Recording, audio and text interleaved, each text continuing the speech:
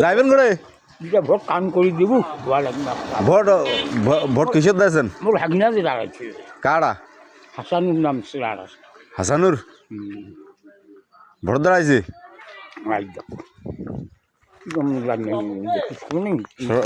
সরকারি ভোট দিয়েছেন কাক ওটা তো হয়নি ঘটনা আমার তো যেমন রাজপাল্লা নাম দিল রাজপাল্লা নাম দিল রাজপাল্লা আর যার